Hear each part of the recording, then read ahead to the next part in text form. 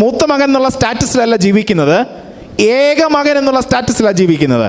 കാരണം ഈ ഇളയവൻ നാട് വിട്ടു പോയി, അവൻ ഇനി തിരിച്ചു വരത്തില്ലെന്നേ. ആ പോയവൻ ആ വഴിക്ക് അങ്ങ് പോയി, ഇനി ഉള്ളതെല്ലാം എനിക്കാണ്. ആ സന്തോഷം ഇവൻ എന്തിനു വേണ്ടിയാണ് ഈ അപ്പനോട് ചേർന്ന് നിൽക്കുന്നത്? എങ്ങനെയെങ്കിലും ഈ അപ്പൻ്റെ കാലം കഴിഞ്ഞു കഴിഞ്ഞാൽ ഇത് മുഴുവൻ എൻ്റെ സ്വാതന്ത്ര്യത്തിലാണ്. ആ ഒരു വിചാരത്തോടു കൂടിയാണ് അവൻ ഇങ്ങനെ പോകുന്നത്. അപ്പനോടൊപ്പമുള്ളതായ ജീവിതം അവനെ സംബന്ധിച്ചിടത്തോളം അവനിങ്ങനെ ഒരു കപടതയുടെ ഒരു നീതീകരിച്ച് നടക്കുന്നതായ ഒരു ജീവിതമായിട്ട് അവൻ ജീവിക്കുകയാണ്.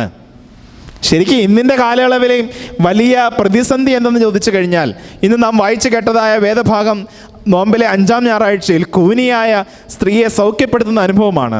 അവിടെ അവൾ പതിവായി ദൈവാലയത്തിൽ പോയി സൗഖ്യത്തിൻ്റെ അനുഭവത്തിലേക്ക് വന്നു കഴിഞ്ഞ സമയത്ത് പള്ളിപ്രമാണി എന്ന് പറയുന്ന ഒരാളിനെ കുറിച്ച് അവിടെ രേഖപ്പെടുത്തിയിട്ടുണ്ട്. അവിടെ ആ മനുഷ്യൻ